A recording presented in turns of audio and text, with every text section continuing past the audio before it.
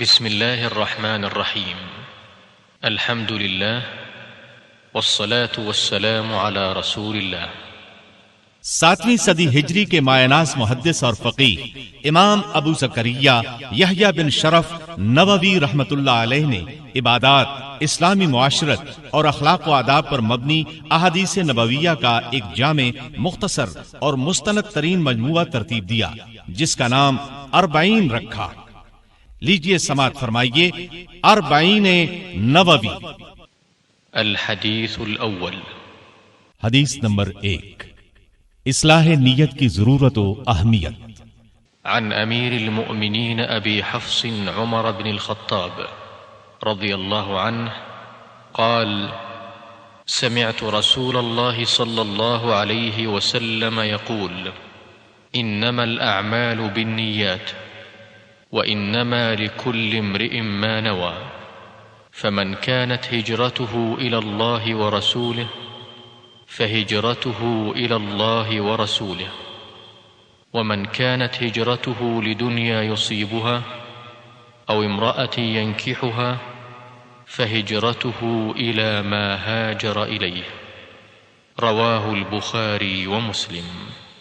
امیر المومنین ابو حفص عمر بن خطاب رضی اللہ عنہ سے روایت ہے، وہ کہتے ہیں میں نے رسول اللہ صلی اللہ علیہ وسلم کو فرماتے ہوئے سنا، تمام اعمال کا دار و مدار نیتوں پر ہے، اور ہر شخص کو اس کی نیت کے مطابق جزا ملے گی۔ جس کی ہجرت اللہ اور اس کے رسول کے لیے ہو تو اس کی ہجرت اللہ اور اس کے رسول کے لیے ہے، اور جس کی ہجرت حصول دنیا کے لیے یا کسی عورت سے نکاح کی غرض سے ہو تو اس کی ہجرت اسی چیز کے لیے ہے جس کے لیے اس نے ہجرت کی۔ الحديث الثاني. حدیث نمبر 2، اسلام، ایمان اور احسان کے مفاہیم۔ عن عمر رضي الله عنه أيضا قال: بينما نحن جلوس عند رسول الله صلى الله عليه وسلم ذات يوم إذ طلع علينا رجل شديد بياض الثياب شديد سواد الشعر لا يرى عليه أثر السفر ولا يعرفه منا أحد، حتى جلس إلى النبي صلى الله عليه وسلم فأسند ركبتيه إلى ركبتيه ووضع كفيه على فخذيه وقال: يا محمد أخبرني عن الإسلام. فقال رسول الله صلى الله عليه وسلم: الإسلام أن تشهد أن لا إله إلا الله وأن محمد رسول الله وتقيم الصلاة وتؤتي الزكاة وتصوم رمضان وتحج البيت إن استطعت إليه سبيلا. قال: صدقت. فعجبنا له يسأله ويصدقه. قال: فأخبرني عن الإيمان. قال: أن تؤمن بالله وملائكته وكتبه ورسله واليوم الآخر وتؤمن بالقدر خيره وشره. قال: صدقت. قال: فأخبرني عن الإحسان. قال: أن تعبد الله كأنك تراه فإن لم تكن تراه فإنه يراك. قال: فأخبرني عن الساعة. قال: ما المسؤول عنها بأعلم من السائل. قال: فأخبرني عن أماراتها. قال: أن تلد الأمة ربتها وأن ترى الحفاة العراة العالة رعاء الشاء يتطاولون في البنيان. ثم انطلق فلبثت مليا، ثم قال: يا عمر أتدري من السائل؟ قلت: الله ورسوله أعلم. قال: فإنه جبريل أتاكم يعلمكم دينكم. رواه مسلم.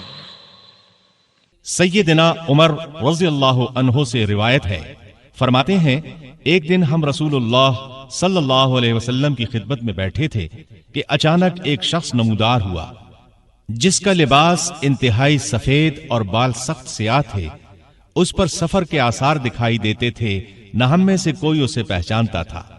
وہ آیا اور نبی اکرم صلی اللہ علیہ وسلم کے قریب اس طرح بیٹھا کہ اس نے اپنے گھٹنے آپ کے گھٹنوں کے ساتھ ملا دیے اور اپنے ہاتھ اپنی یا آپ کی رانوں پر رکھ دیے اور کہا، اے محمد، مجھے اسلام کے بارے میں بتائیے کہ اسلام کیا ہے۔ رسول اللہ صلی اللہ علیہ وسلم نے فرمایا، اسلام یہ ہے کہ تو گواہی دے کہ اللہ کے سوا کوئی سچا معبود نہیں، اور یہ کہ محمد اللہ کے رسول ہیں، نماز ادا کرے، زکوٰۃ دے، رمضان کے روزے رکھے، اور استطاعت ہو تو بیت اللہ کا حج کرے۔ اس نے کہا، آپ نے سچ فرمایا۔ حضرت عمر رضی اللہ عنہ کہتے ہیں، ہمیں تعجب ہوا کہ وہ خود سوال کرتا ہے اور خود ہی جواب کی تصدیق کرتا ہے۔ پھر اس نے کہا، مجھے ایمان کے بارے میں بتائیے کہ ایمان کسے کہتے ہیں۔ آپ نے فرمایا، ایمان یہ ہے کہ تو اللہ پر، فرشتوں پر، اس کی نازل کردہ کتابوں پر، اس کے رسولوں پر، آخرت پر اور اچھی بری تقدیر پر ایمان رکھے۔ اس نے کہا، آپ نے بالکل درست فرمایا۔ پھر اس نے کہا، احسان کے بارے میں بتلائیے کہ احسان کسے کہتے ہیں۔ آپ نے فرمایا، احسان یہ ہے کہ تو اللہ کی عبادت یوں کرے گویا تو اسے دیکھ رہا ہے، اور اگر یہ مقام حاصل نہ ہو تو کم از کم یہ خیال رہے کہ وہ تجھے دیکھ رہا ہے، اگرچہ تم نہیں دیکھ رہے۔ پھر اس نے کہا کہ مجھے قیامت کے بارے میں بتلائیے کہ کب آئے گی۔ آپ نے فرمایا، اس کے متعلق میرا علم تمہارے علم سے زیادہ نہیں۔ اس نے کہا، تو پھر اس کی نشانیاں ہی بتلا دیں۔ آپ نے فرمایا کہ اس کی نشانیاں یہ ہیں کہ لونڈیاں اپنی مالکاؤں کو جنم دینے لگیں، اور تم ننگے پاؤں، ننگے جسم، تنگ دست بکریوں کے چرواہوں کو دیکھو کہ وہ عمارتوں کی تعمیر میں حد سے تجاوز کرنے لگیں گے۔ اس کے بعد وہ سائل چلا گیا۔ کچھ وقت گزرنے کے بعد آپ نے فرمایا، عمر، جانتے ہو یہ سائل کون تھا؟ میں نے کہا، اللہ اور اس کا رسول ہی بہتر جانتے ہیں۔ آپ نے فرمایا، یہ جبریل تھے جو تمہیں تمہارا دین سکھانے آئے تھے۔ الحدیث الثالث، حدیث نمبر 3، ارکان اسلام۔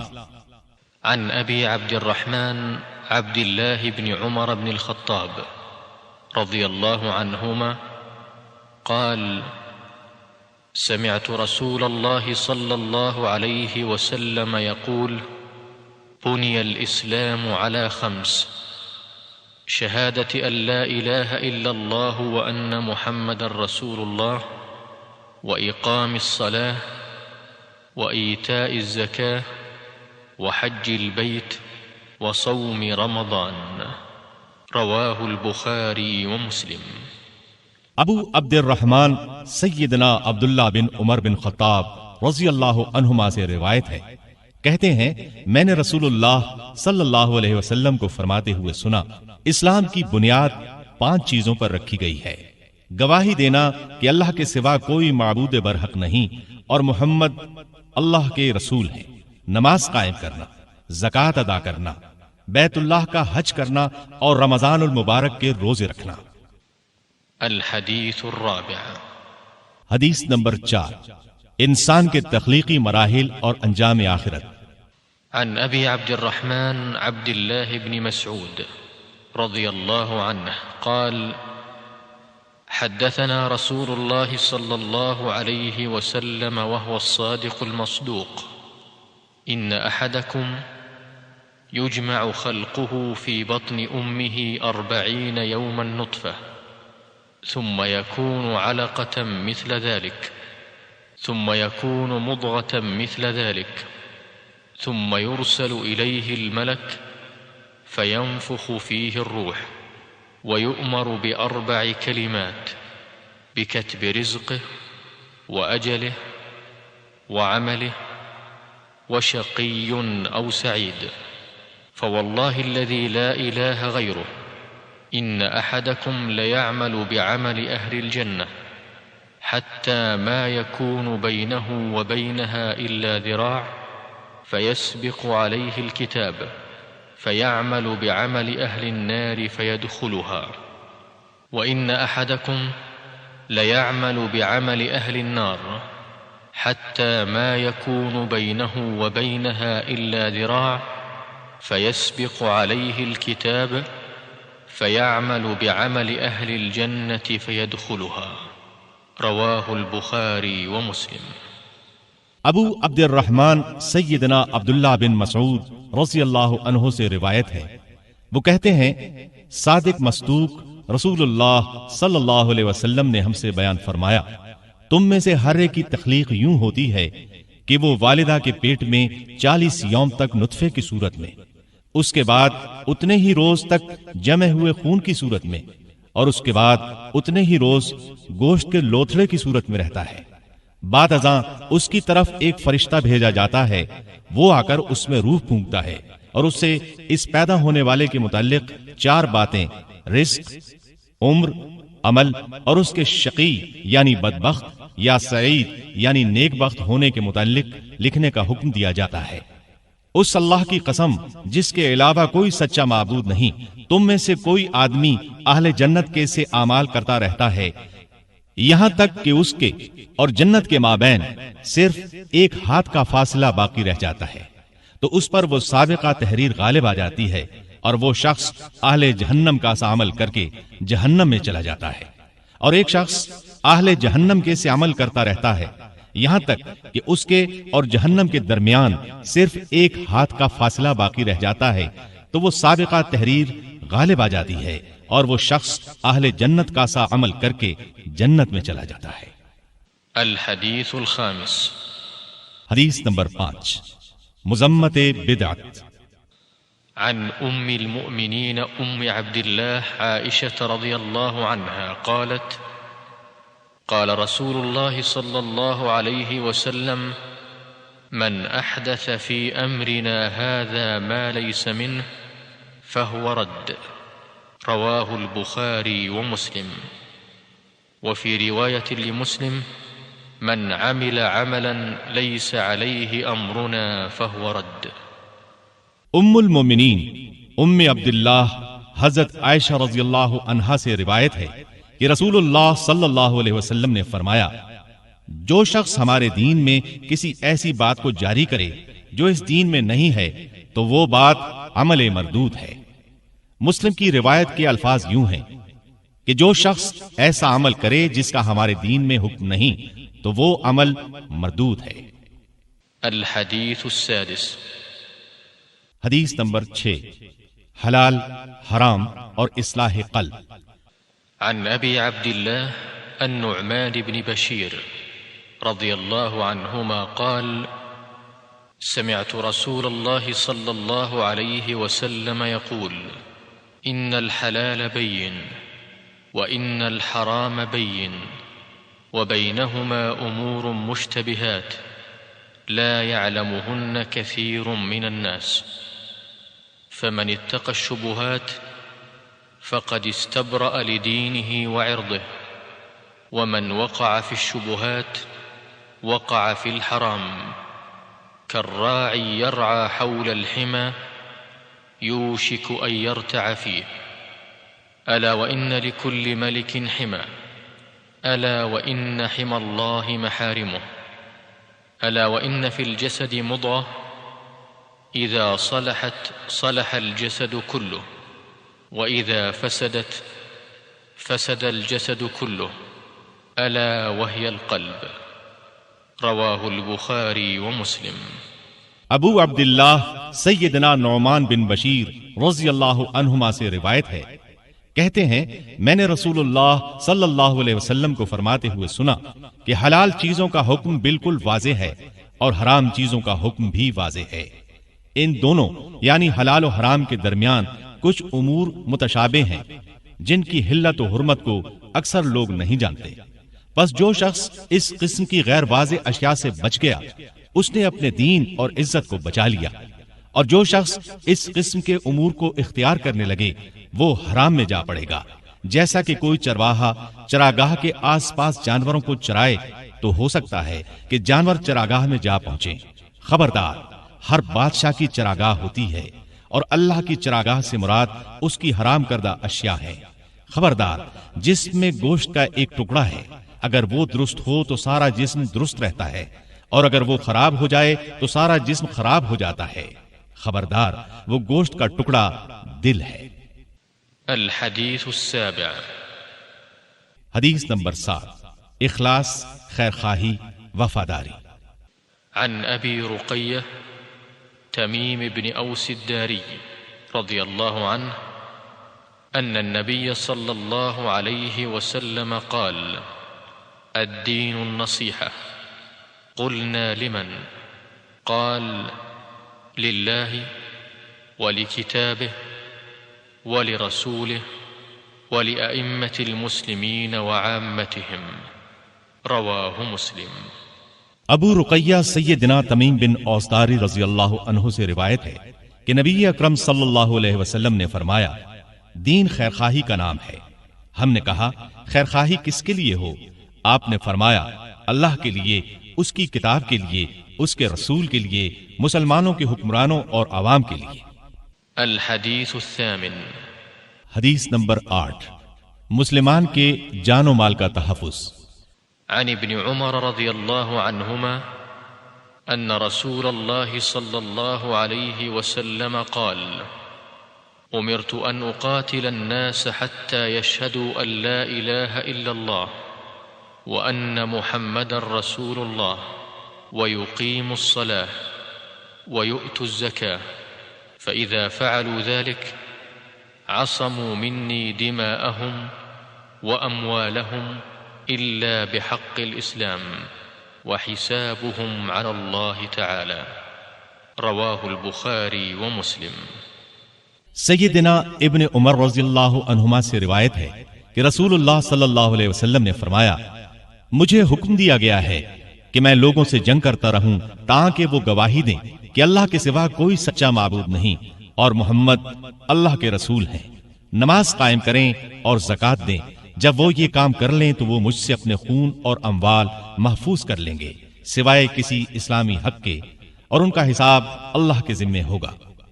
الحدیث التاسع حدیث نمبر 9، اطاعت رسول کی فرضیت اور کثرت سوالات کی ممانعت۔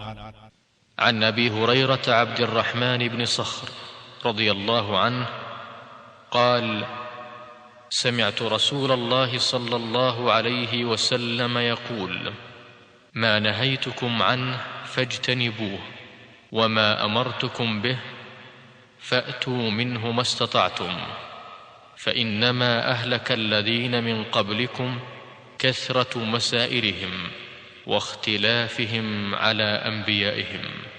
رواه البخاري ومسلم۔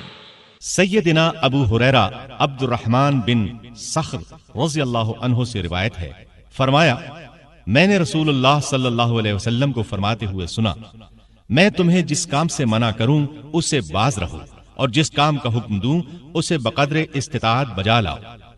تم سے پہلے لوگوں کو ان کے کثرت سوالات اور انبیاء سے اختلاف نے ہلاک کر ڈالا تھا۔ الحدیث العاشر حدیث نمبر 10، عقل حلال کی اہمیت اور کسب حرام کی مذمت۔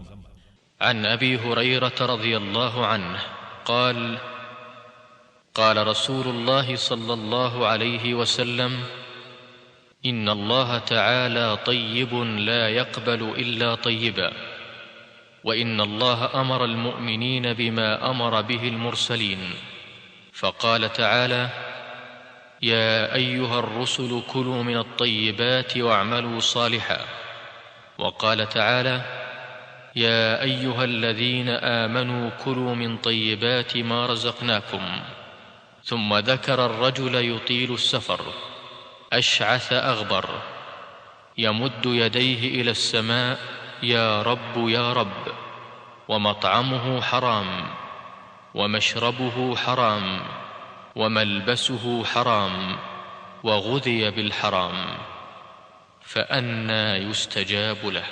رواه مسلم۔ سیدنا ابو ہریرہ رضی اللہ عنہ سے روایت ہے، رسول اللہ صلی اللہ علیہ وسلم نے فرمایا، بے شک اللہ پاک ہے اور وہ صرف پاک چیز ہی قبول کرتا ہے، اور اللہ نے اہل ایمان کو وہی حکم دیا ہے جو رسولوں کو دیا ہے۔ چنانچہ اللہ نے فرمایا ہے اے میرے رسولو پاکیزہ چیزیں کھاؤ اور اچھے عمل کرو، اور اللہ نے اہل ایمان سے فرمایا اے ایمان والو ہم نے جو پاکیزہ چیزیں تمہیں دی ہیں ان میں سے کھاؤ۔ اس کے بعد آپ نے اس شخص کا ذکر کیا جو طویل سفر کرے، اس کے بال پر آگندہ اور خود غبار آلود ہو، وہ آسمان کی طرف ہاتھ اٹھا اٹھا کر یا رب کہے، مگر اس کی حالت یہ ہو کہ اس کا کھانا پینا لباس اور غذا ہر چیز حرام ہو، تو اس کی دعا کیسے قبول ہو؟ الحدیث الحادی عشر حدیث نمبر 11 اجتناب الشبہات۔ عن ابی محمد الحسن بن علی ابن ابی طالب صبط رسول اللہ صلی اللہ علیہ وسلم وريحانته رضی اللہ عنہما قال حفظت من رسول الله صلى الله عليه وسلم دع ما يريبك إلى ما لا يريبك رواه الترمذي والنسائي وقال الترمذي حديث حسن صحيح۔ رسول اللہ صلی اللہ علیہ وسلم کے نواسے اور آپ کی خوشبو ابو محمد سیدنا حسن بن علی بن ابی طالب رضی اللہ عنہما سے روایت ہے، فرماتے ہیں میں نے رسول اللہ صلی اللہ علیہ وسلم کا یہ فرمان حفظ کر رکھا ہے، جو بات تمہیں شک میں مبتلا کرے اسے ترک کر دو، اور جس میں کوئی شک و شبہ نہ ہو اسے اختیار کرو۔ الحدیث الثانی عشر حدیث نمبر 12 مسلمانوں کا غیر متعلق امور سے اجتناب و احتراز۔ عن ابی ہریرہ رضی اللہ عنہ قال قال رسول اللہ صلی اللہ علیہ وسلم من حسن اسلام المرء ترکه ما لا يعنيه حدیث حسن رواہ الترمذی وغیرہ ہکذا۔ سیدنا ابو ہریرہ رضی اللہ عنہ سے روایت ہے، وہ بیان کرتے ہیں رسول اللہ صلی اللہ علیہ وسلم نے فرمایا انسان کے حسن اسلام میں سے یہ بھی ہے کہ وہ ان کاموں کو ترک کر دے جن کا کوئی فائدہ نہیں۔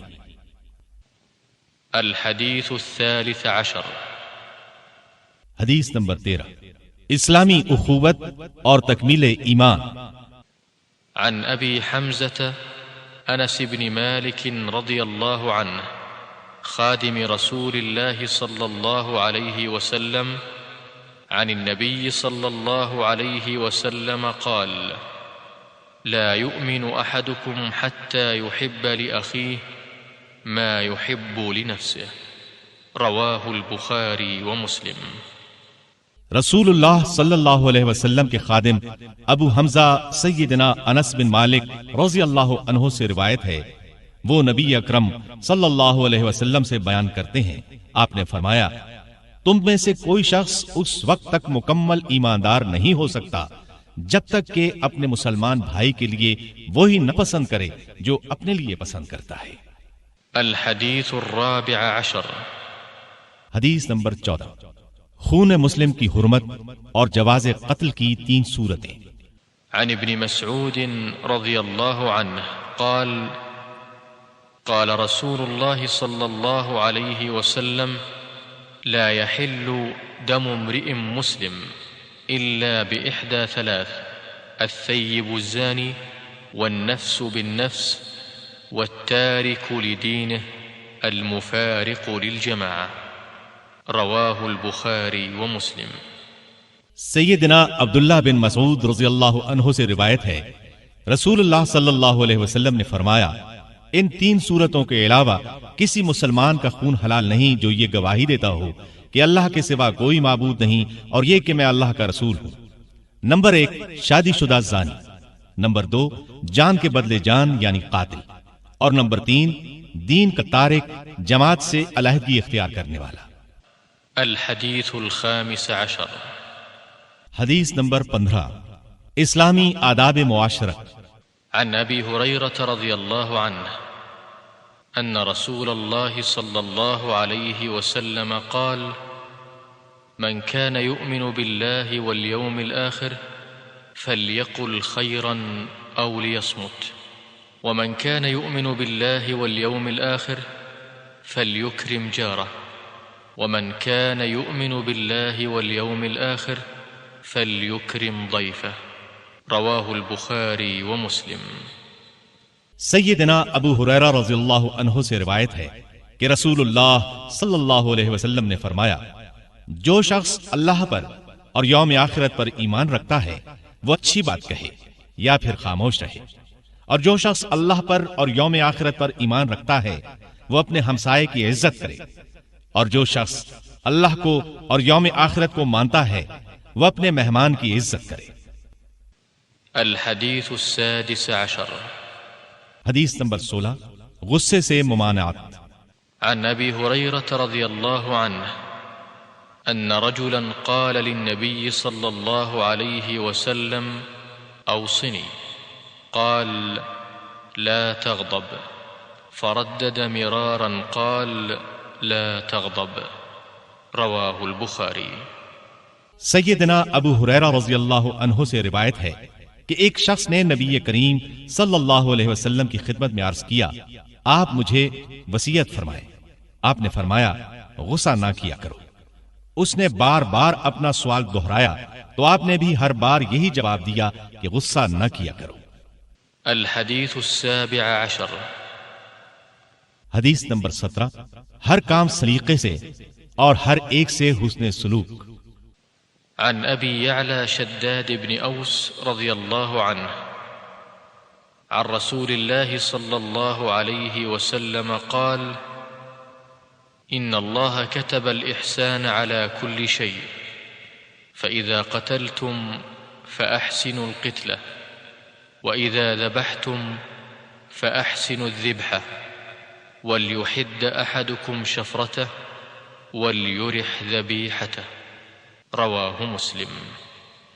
سیدنا ابو یعلا شداد بن اوس رضی اللہ عنہ رسول اللہ صلی اللہ علیہ وسلم سے روایت کرتے ہیں، آپ نے فرمایا، بے شک اللہ نے ہر چیز کے ساتھ اچھا سلوک کرنے کا حکم دیا ہے، پس جب تم قتل کرو تو اچھے طریقے سے قتل کرو، اور جب ذبح کرو تو بھی اچھے طریقے سے ذبح کرو۔ تمہیں چاہیے کہ اپنی چھری کو خوب تیز کر لو اور ذبیحے کو راحت پہنچاؤ۔ الحدیث الثامن عشر، حدیث نمبر 18، تقوی اور حسن اخلاق۔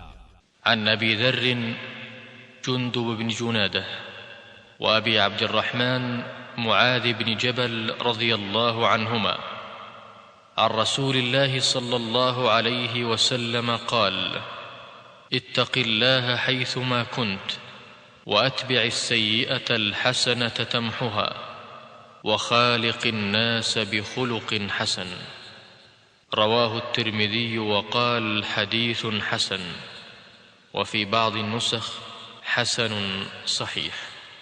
سیدنا ابو ذر جندب بن جنادہ رضی اللہ عنہ اور ابو عبد الرحمن معاذ بن جبل رضی اللہ عنہ سے روایت ہے، رسول اللہ صلی اللہ علیہ وسلم نے فرمایا، تم جہاں کہیں بھی ہو اللہ کا خوف دل میں رکھا کرو اور گناہ کے بعد نیکی کر لیا کرو، وہ نیکی اس گناہ کو مٹا ڈالے گی، اور لوگوں کے ساتھ اچھے اخلاق سے پیش آیا کرو۔ الحدیث التاسع عشر، حدیث نمبر 19، تقدیر اور توکل۔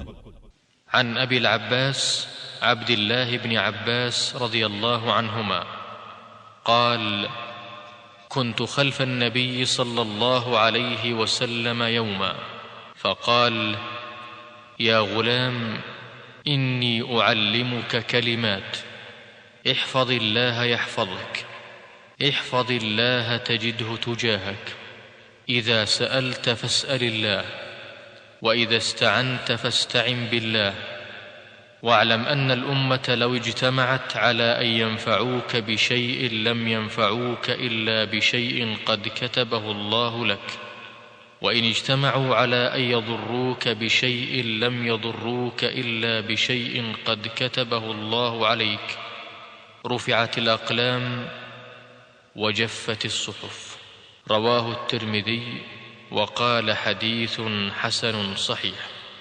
وفي رواية غير الترمذي احفظ الله تجده أمامك تعرف إلى الله في الرخاء يعرفك في الشدة واعلم أن ما أخطأك لم يكن ليصيبك وما أصابك لم يكن ليخطئك، واعلم أن النصر مع الصبر وأن الفرج مع الكرب وأن مع العسر يسرا۔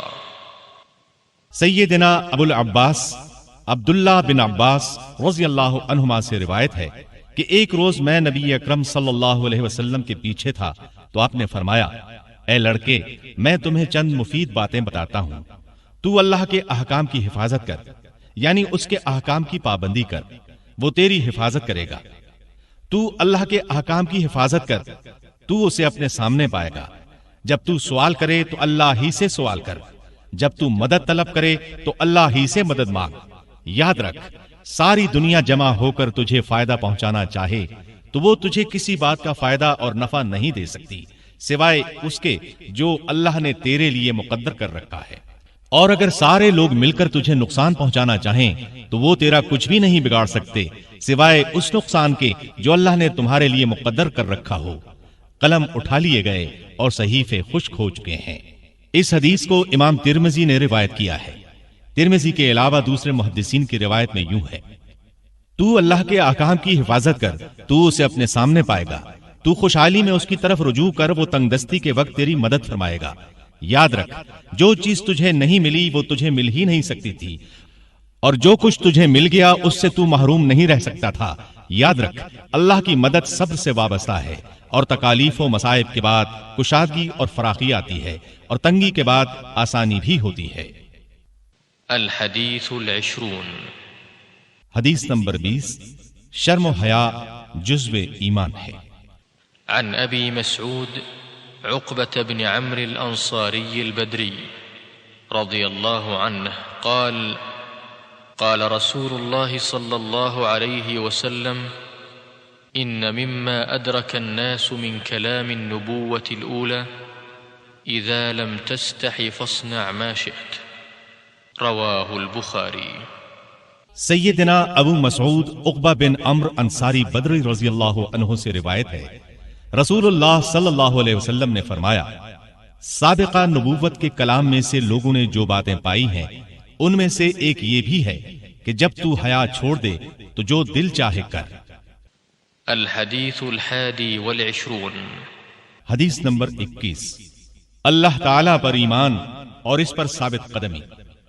عن ابی عمرو وقیل ابی عمرو سفیان بن عبد اللہ رضی اللہ عنہ قال قلت یا رسول اللہ قل لي في الإسلام قولا لا أسأل عنه أحدا غيرك، قال قل آمنت بالله ثم استقم، رواه مسلم۔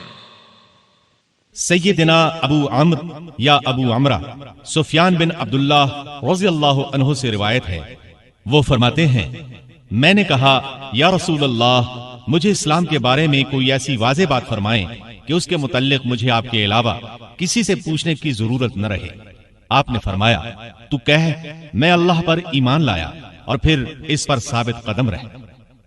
الحدیث الثانی والعشرون، حدیث نمبر 22، فرائض اور حلال و حرام کا التزام۔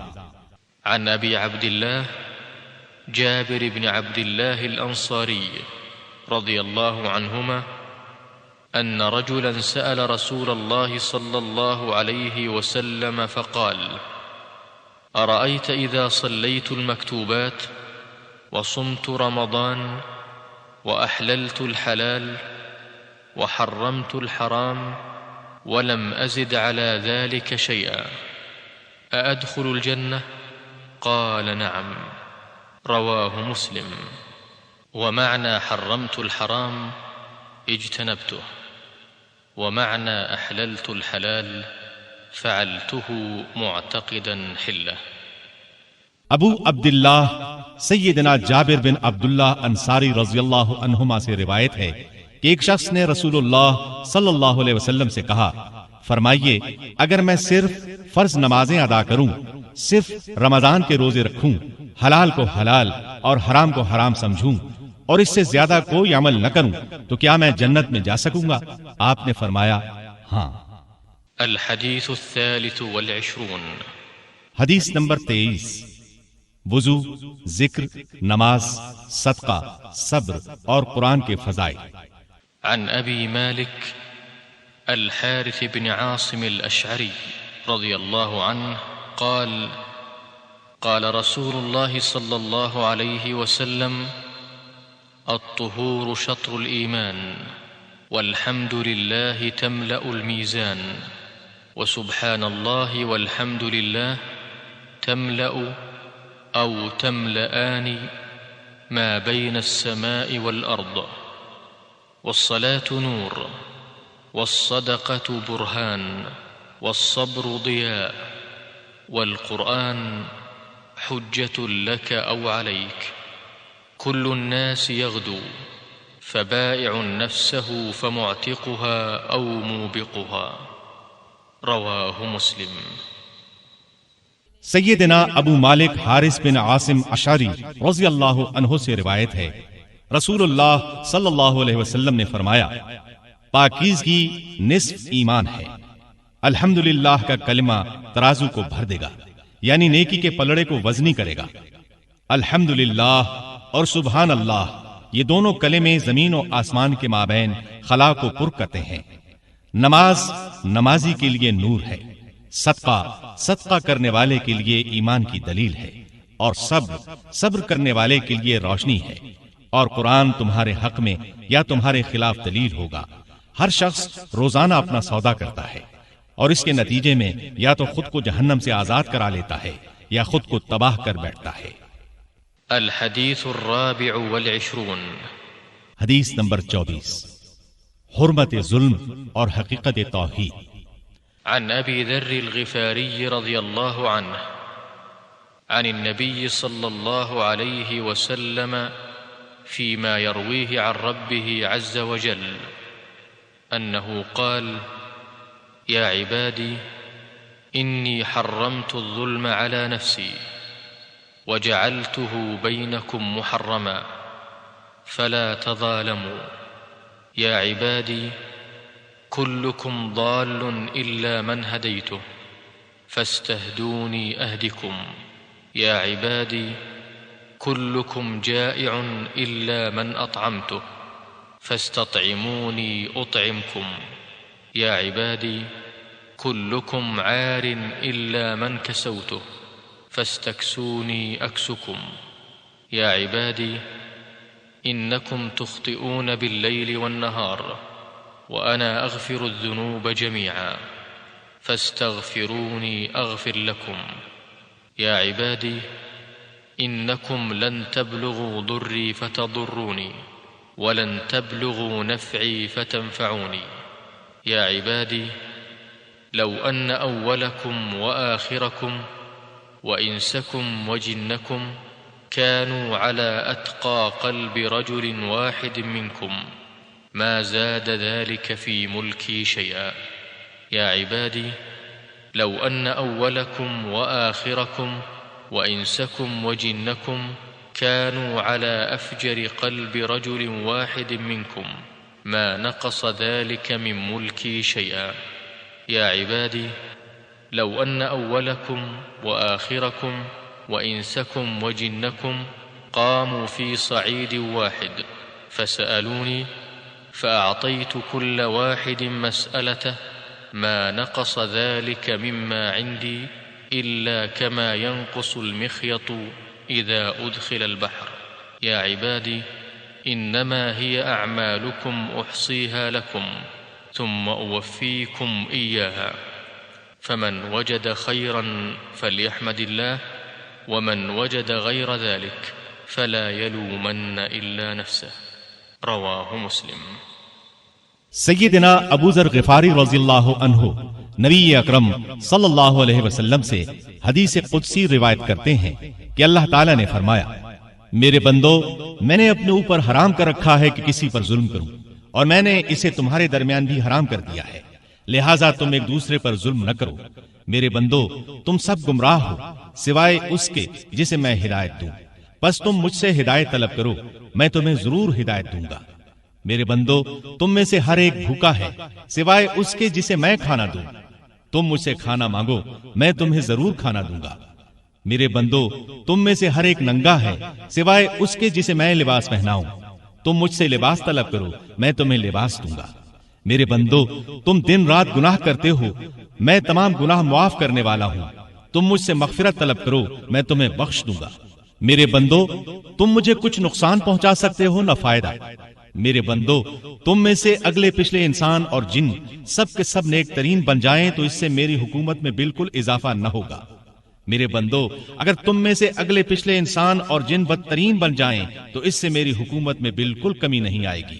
میرے بندو اگر تمہارے اگلے پچھلے انسان اور جن تمام کے تمام کھلے میدان میں کھڑے ہو کر مجھ سے مانگیں اور میں ہر ایک کو اس کے مانگنے کے مطابق دیتا جاؤں تو اس سے میرے خزانوں میں بس اتنی سی کمی آتی ہے جتنی سمندر میں سوئی ڈبو کر نکالنے سے سمندر میں کمی آتی ہے۔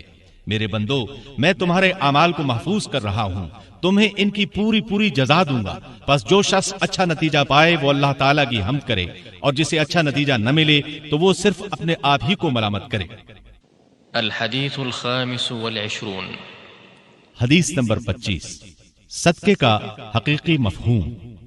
عن ابی ذر رضی اللہ عنہ ایضا ان ناسا من اصحاب رسول اللہ صلی اللہ علیہ وسلم قالوا للنبي صلى الله عليه وسلم يا رسول الله ذهب أهل الدثور بالأجور يصلون كما نصلي ويصومون كما نصوم ويتصدقون بفضول أموالهم، قال أوليس قد جعل الله لكم ما تصدقون؟ إن لكم بكل تسبيحة صدقة وكل تكبيرة صدقة وكل تحميدة صدقة وكل تهليلة صدقة وأمر بالمعروف صدقة ونهي عن منكر صدقة وفي بضع أحدكم صدقة۔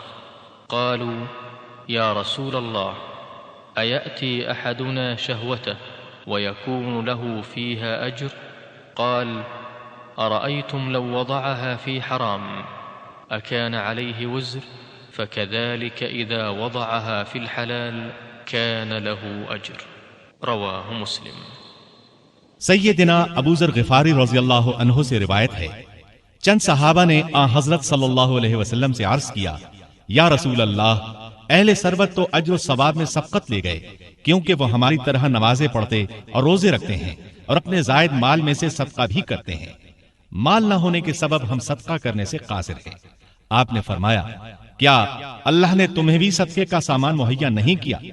تمہارا ایک دفعہ سبحان اللہ کہنا صدقہ ہے، تمہارا ایک دفعہ اللہ اکبر کہنا صدقہ ہے، ایک دفعہ الحمدللہ کہنا صدقہ ہے، ایک دفعہ لا الہ الا اللہ کہنا صدقہ ہے، نیکی کا حکم دینا اور برائی سے روکنا صدقہ ہے، اور ہم بستری کرنے میں بھی صدقے کا ثواب ہے۔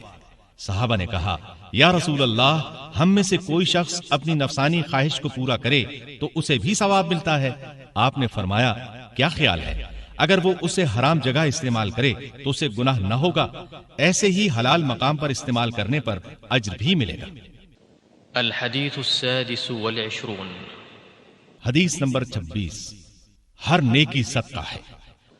عن ابی ہریرہ رضی اللہ عنہ قال قال رسول الله صلى الله عليه وسلم كل سلامة من الناس عليه صدقة، كل يوم تطلع فيه الشمس تعدل بين اثنين صدقة، وتعين الرجل في دابته فتحمله عليها أو ترفع له عليها متاعه صدقة، والكلمة الطيبة صدقة، وبكل خطوة تمشيها إلى الصلاة صدقة، وتميط الأذى عن الطريق صدقة۔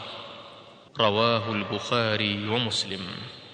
سیدنا ابو ہریرہ رضی اللہ عنہ سے روایت ہے، رسول اللہ صلی اللہ علیہ وسلم نے فرمایا، انسان پر ہر جوڑ کی طرف سے روزانہ صدقہ کرنا ضروری ہے۔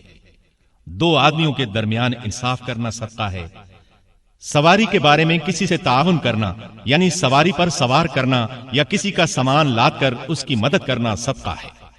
اچھی بات صدقہ ہے۔ تو جو قدم نماز کے لیے اٹھائے گا صدقہ ہے۔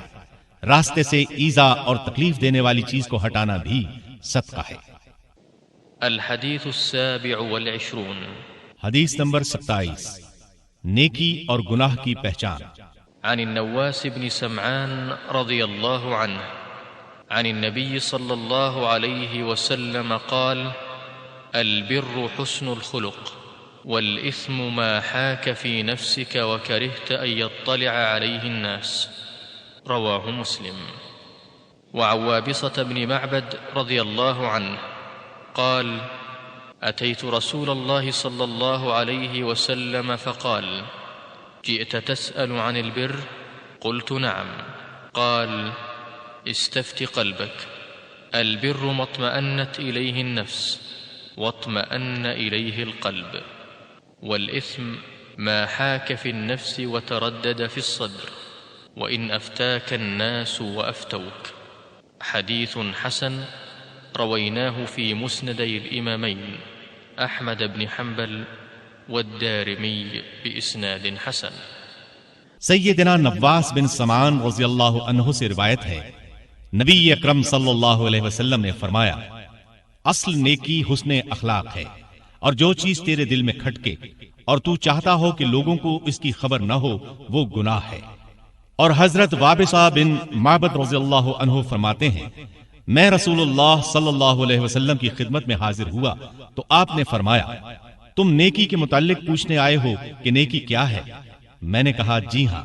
آپ نے فرمایا: اپنے دل سے پوچھ لو، جس کام پر انسان کا دل مطمئن ہو وہ نیکی ہے، اور جو چیز دل میں کھٹکے اور اس کے متعلق سینے میں تردد ہو وہ گناہ ہے، خواہ لوگ اس کے جواز کا فتویٰ ہی کیوں نہ دیں۔ الحديث 28 حدیث نمبر 28، وجوب التزام سنت۔ وعن أبي نجيح العرباض بن سارية رضي الله عنه قال: وعظنا رسول الله صلى الله عليه وسلم موعظة وجلت منها القلوب وذرفت منها العيون، فقلنا: يا رسول الله، كأنها موعظة مودع، فأوصنا. قال: أوصيكم بتقوى الله عز وجل والسمع والطاعة، وإن تأمر عليكم عبد، فإنه من يعش منكم فسيرى اختلافا كثيرا، فعليكم بسنتي وسنة الخلفاء الراشدين المهديين، عضوا عليها بالنواجذ، وإياكم ومحدثات الأمور، فإن كل بدعة ضلالة. رواه أبو داود والترمذي وقال حديث حسن صحيح۔ سیدنا ابو نجیح عرباض بن ساریہ رضی اللہ عنہ سے روایت ہے، رسول اللہ صلی اللہ علیہ وسلم نے ہمیں ایک واعظ فرمایا جس سے دل کانپ اٹھے اور آنکھیں ڈبڈبا آئیں۔ ہم نے کہا: یا رسول اللہ، یہ تو گویا الوداع کہنے والے یعنی چھوڑ کر جانے والے کا سا واعظ ہے، آپ ہمیں مزید وصیت فرمائیں۔ آپ نے فرمایا: میں تمہیں اللہ کے تقوی کی وصیت کرتا ہوں، اور وصیت کرتا ہوں کہ اپنے اوپر آنے والے حکام و امراء کے احکام سننا اور اطاعت کرنا، خواہ تم پر کوئی حبشی غلام ہی امیر یعنی حاکم بن جائے۔ تم میں سے جو شخص میرے بعد زندہ رہے گا وہ یقیناً بہت سے اختلافات دیکھے گا۔ ان حالات میں تم میری سنت اور ہدایت یافتہ خلفائے راشدین کی سنت یعنی طریقے کو لازم پکڑنا اور اسے داڑھوں سے قابو کرنا، دین میں نئے نئے کاموں کے ایجاد کرنے سے بچ کر رہنا، کیونکہ دین میں ہر نیا کام بدعت ہے اور ہر بدعت گمراہی ہے۔ الحديث 29 حدیث نمبر 29، ابواب خیر۔ عن معاذ بن جبل رضي الله عنه قال: قلت يا رسول الله، أخبرني بعمل يدخلني الجنة ويباعدني عن النار. قال: لقد سألت عن عظيم، وإنه ليسير على من يسره الله تعالى عليه.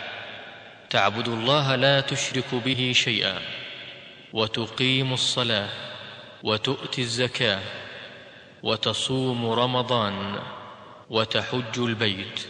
ثم قال: ألا أدلك على أبواب الخير؟ الصوم جنة، والصدقة تطفئ الخطيئة، كما يطفئ الماء النار، وصلاة الرجل في جوف الليل. ثم تلا: تتجافى جنوبهم عن المضاجع حتى بلغ يعملون. ثم قال: ألا أخبرك برأس الأمر وعموده وذروة سنامه؟ قلت: بلى يا رسول الله. قال: رأس الأمر الإسلام، وعموده الصلاة، وذروة سنامه الجهاد. ثم قال: ألا أخبرك بملاك ذلك كله؟ فقلت: بلى يا رسول الله. فأخذ بلسانه وقال: كف عليك هذا. قلت: يا نبي الله، وإنا لمؤاخذون بما نتكلم به. فقال: ثكلتك أمك. وهل يكب الناس في النار على وجوههم أو قال على مناخرهم إلا حصائد ألسنتهم؟ رواه الترمذي وقال: حديث حسن صحيح. سیدنا معاذ بن جبل رضی اللہ عنہ سے روایت ہے، میں نے کہا یا رسول اللہ، کوئی ایسا عمل بتائیں جو مجھے جنت میں لے جائے اور جہنم سے دور کر دے۔ آپ نے فرمایا، تو نے ایک انتہائی عظیم چیز کا سوال کیا ہے، لیکن اللہ جس کے لیے آسان فرما دے اس کے لیے بلا شبہ بڑا آسان کام ہے۔ اللہ کی عبادت کرو، اس کے ساتھ کسی کو شریک نہ ٹھہراؤ، نماز قائم کرو، زکوٰۃ ادا کرتے رہو، رمضان کے روزے رکھو، بیت اللہ کا حج کرو۔ پھر فرمایا، کیا میں تجھے نیکی کے دروازے نہ بتاؤں؟ روزہ جہنم سے ڈھال ہے، صدقہ گناہوں کو یوں مٹا ڈالتا ہے جیسے پانی آگ کو بجھا دیتا ہے، اور انسان کا رات کو نماز ادا کرنا۔ اور پھر آپ نے یہ آیات تلاوت فرمائی، اہل ایمان کے پہلو رات کو بستر سے علیحدہ رہتے ہیں، اور وہ اپنے رب کو اس کے عذاب کے خوف اور رحمت کی امید کے ملے جلے جذبات و کیفیات سے پکارتے ہیں، اور ہم نے انہیں جو کچھ دیا ہے اس میں سے خرچ کرتے ہیں۔ کوئی نہیں جانتا کہ ہم نے ان کی آنکھوں کی ٹھنڈک کے لیے کیا کچھ تیار کر رکھا ہے، یہ سب ان کے کیے ہوئے اعمال کی جزا اور بدلہ ہوگا۔ پھر فرمایا، کیا میں تجھے دین کی اصل بنیاد، اس کا ستون اور اس کا بلند ترین عمل نہ بتا دوں؟ میں نے کہا، یا رسول اللہ کیوں نہیں؟ فرمایا، دین کا اصل اسلام یعنی مکمل اطاعت اور خود سپردگی ہے، اس کا ستون نماز اور افضل و بلند عمل جہاد ہے۔ پھر فرمایا، کیا میں تجھے ان تمام اعمال کی بنیاد اور اصل کی خبر نہ دوں؟ میں نے کہا، جی ہاں یا رسول اللہ کیوں نہیں؟ تو آپ نے اپنی زبان مبارک پکڑی اور فرمایا، اسے قابو میں رکھو۔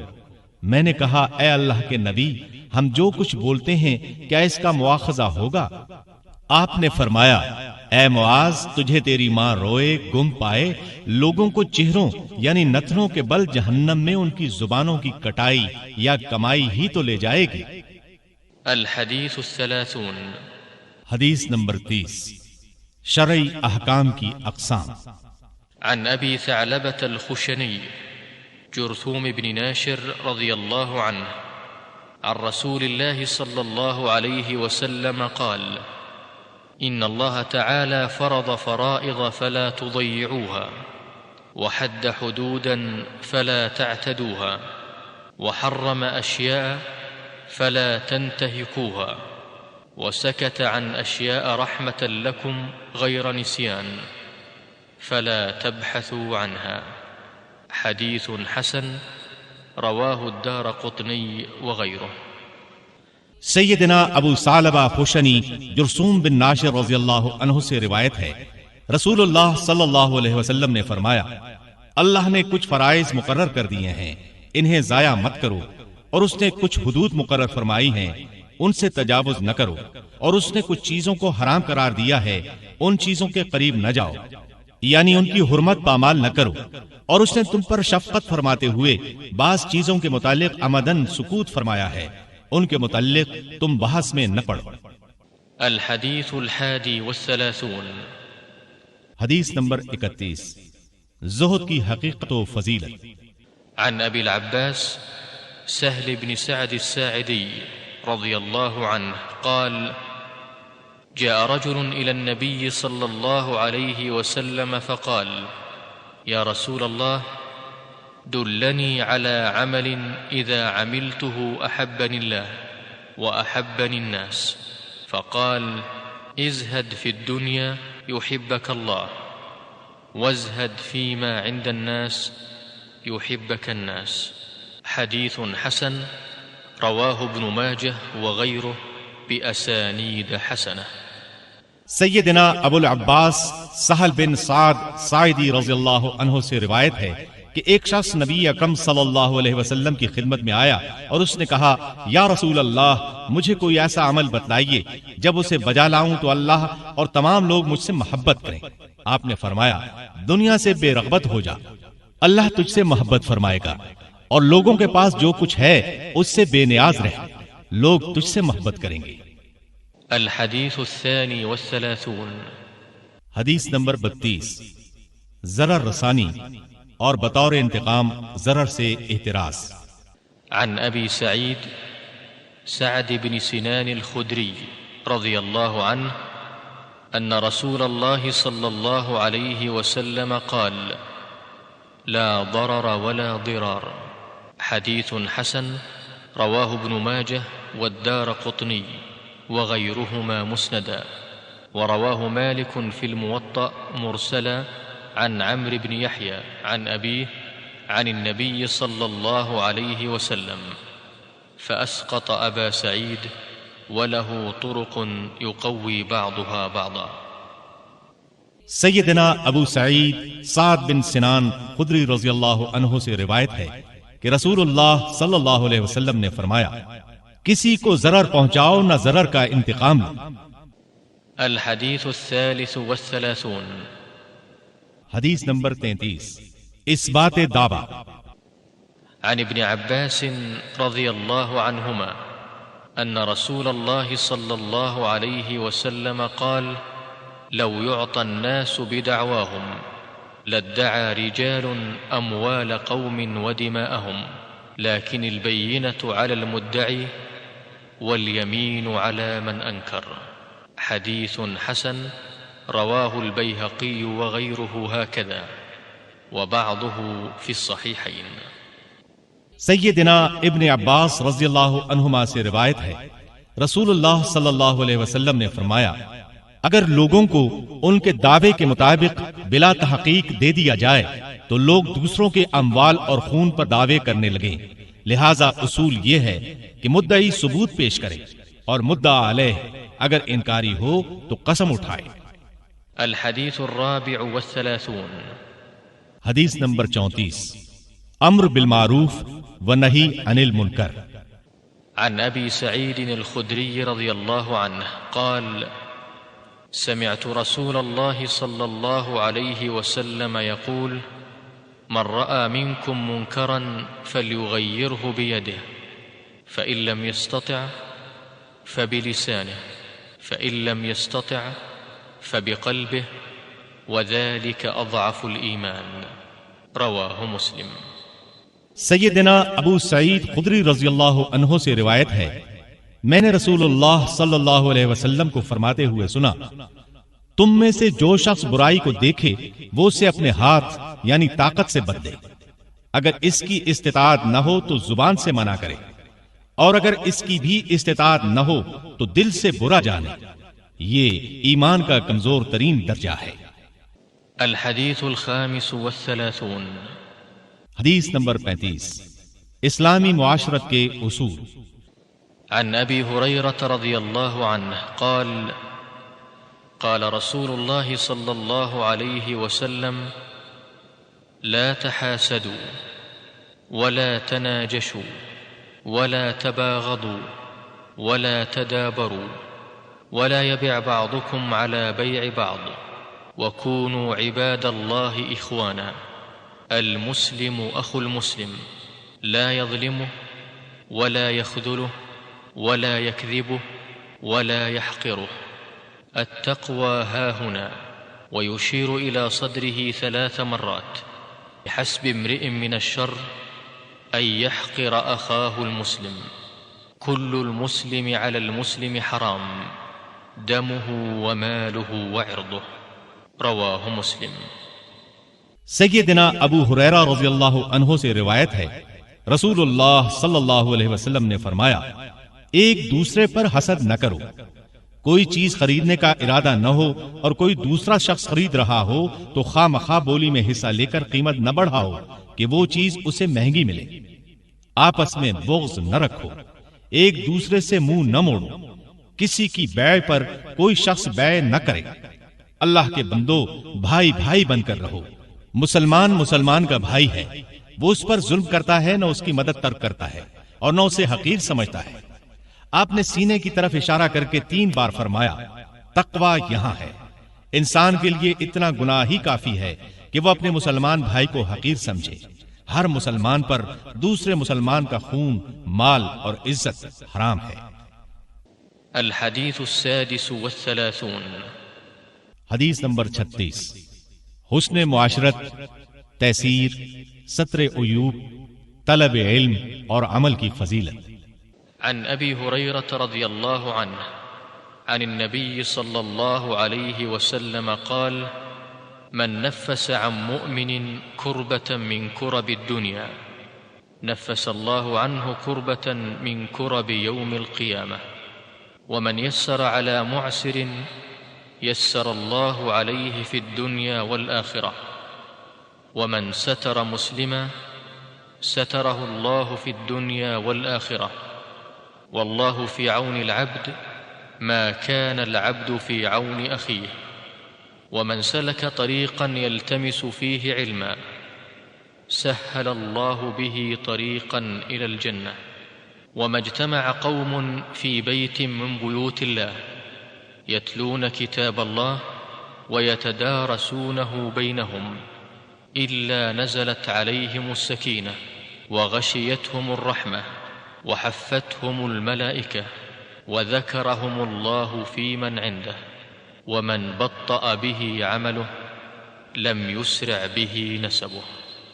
رواه مسلم بهذا اللفظ۔ سیدنا ابو ہریرہ رضی اللہ عنہ سے روایت ہے، نبی اکرم صلی اللہ علیہ وسلم نے فرمایا، جو شخص کسی مومن کی دنیا میں تکلیف رفع کرے گا، اللہ قیامت کے روز اس کی تکلیفوں میں سے تکلیف رفع فرمائے گا۔ جو شخص کسی تنگ دست پر آسانی کرے، اللہ اس کے لیے دنیا و آخرت میں آسانی فرمائے گا۔ جو شخص کسی مسلمان کی عیب پوشی کرے، اللہ دنیا و آخرت میں اس کی عیب پوشی فرمائے گا۔ اللہ بندے کی مدد کرتا رہتا ہے جب تک بندہ اپنے بھائی کی مدد کرتا رہتا ہے۔ جو شخص طلب علم کی خاطر کوئی راہ چلے، اس کے عوض اللہ اس کے لیے جنت کا راستہ آسان فرمائے گا۔ جب کچھ لوگ اللہ کے کسی گھر میں کتاب اللہ کی تلاوت اور تعلیم کے لیے جمع ہوتے ہیں تو ان پر سکینت نازل ہوتی ہے، اللہ کی رحمت انہیں ڈھانپ لیتی ہے اور اللہ کے فرشتے انہیں گھیر لیتے ہیں، اور اللہ ان لوگوں کا ذکر اپنے ہاں موجود مخلوق میں کرتا ہے، اور جسے خود اس کا عمل ہی پیچھے چھوڑ دے اس کا نسب اسے آگے نہیں لا سکتا۔ الحديث السابع والثلاثون حدیث نمبر 37، اللہ تعالیٰ کا فضل اور اس کی وسعت رحمت۔ عن ابن عباس رضي الله عنهما عن رسول الله صلى الله عليه وسلم فيما يرويه عن ربه تبارك وتعالى قال: إن الله كتب الحسنات والسيئات ثم بين ذلك، فمن هم بحسنة فلم يعملها كتبها الله عنده حسنة كاملة، وإن هم بها فعملها كتبها الله عنده 10 حسنات إلى 700 ضعف إلى أضعاف كثيرة، وإن هم بسيئة فلم يعملها كتبها الله عنده حسنة كاملة، وإن هم بها فعملها كتبها الله سيئة واحدة۔ رواه البخاري ومسلم في صحيحيهما بهذه الحروف۔ سیدنا ابن عباس رضی اللہ عنہما سے روایت ہے، رسول اللہ صلی اللہ علیہ وسلم اللہ تبارک و تعالی سے روایت کرتے ہیں، یعنی یہ حدیث قدسی ہے، فرمایا اللہ نے نیکیاں اور برائیاں لکھ دی ہیں۔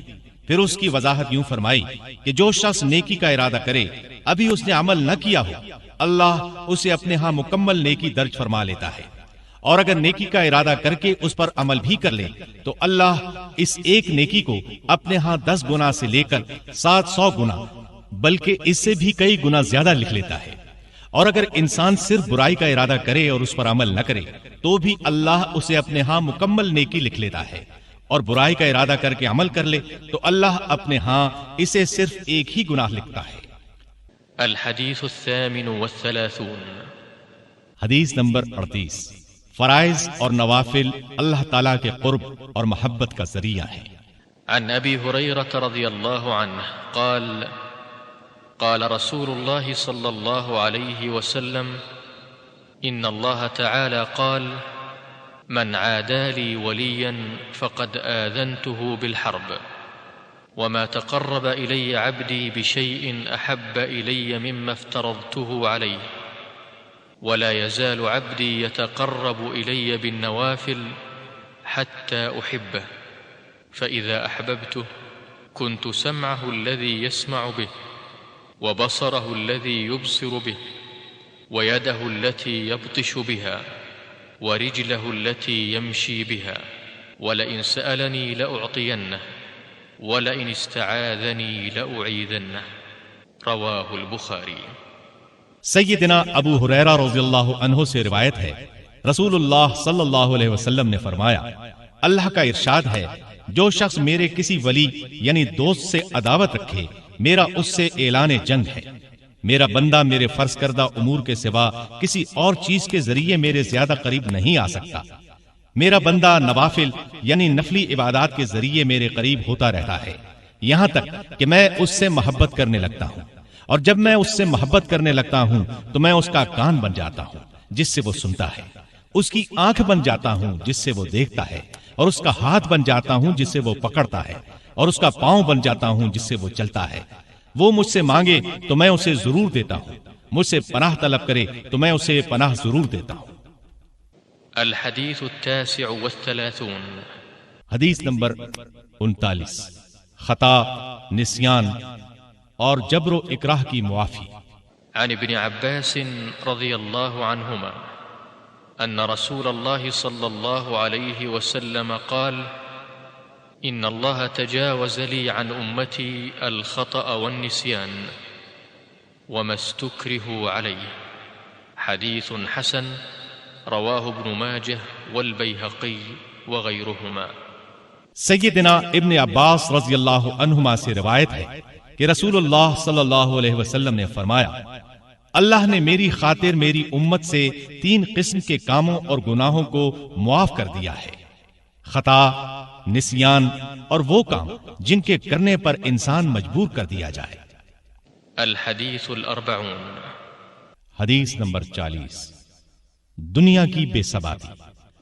عن ابن عمر رضی اللہ عنہما قال اخذ رسول اللہ صلی اللہ علیہ وسلم بمنکبی فقال كن في الدنيا كأنك غريب أو عابر سبيل، وكان ابن عمر رضي الله عنهما يقول إذا أمسيت فلا تنتظر الصباح وإذا أصبحت فلا تنتظر المساء وخذ من صحتك لمرضك ومن حياتك لموتك رواه البخاري۔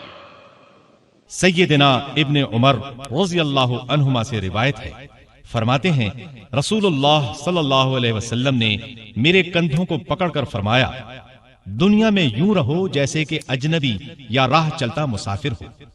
ابن عمر رضی اللہ عنہما کہا کرتے تھے، شام ہو جائے تو صبح کا انتظار نہ کیا کرو، اور صبح ہو جائے تو شام کا انتظار نہ کرو۔ صحت کو بیماری سے پہلے اور زندگی کو موت سے پہلے غنیمت سمجھو۔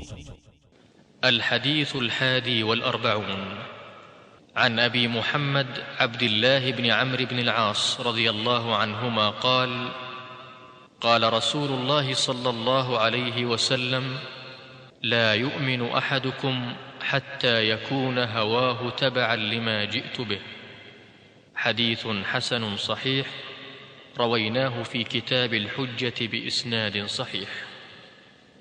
الحديث الثاني والأربعون، عن أنس رضي الله عنه قال سمعت رسول الله صلى الله عليه وسلم يقول قال الله تعالى يا ابن آدم إنك ما دعوتني ورجوتني غفرت لك على ما كان منك ولا أبالي.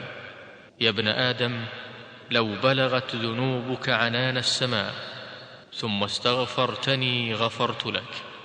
يا ابن آدم، إنك لو أتيتني بقراب الأرض خطايا ثم لقيتني لا تشرك بي شيئا لأتيتك بقرابها مغفرة. رواه الترمذي وقال حديث حسن صحيح.